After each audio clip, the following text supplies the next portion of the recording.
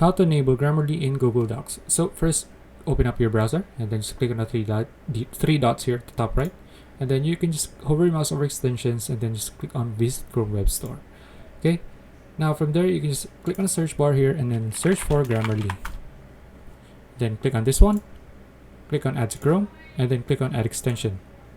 Now let's just wait for it to download. Now once it's been downloaded, you can just sign up with your account if you don't have one, and if you do have an account, you can just click on I have an account, and then click on your account. Now just logged in.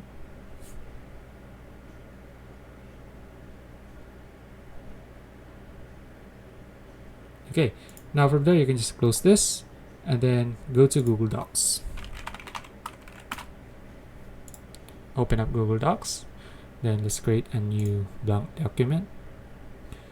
Now from here you can see the Grammarly icon here, meaning Grammarly is now enabled in Google Docs. Okay, so let's type in anything here. I want to slept early.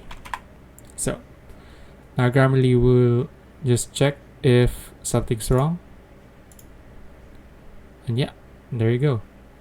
You can just click on accept here to change this, and there you go. So that's it. If you found this video useful, please like and subscribe for videos like this. See you in the next one.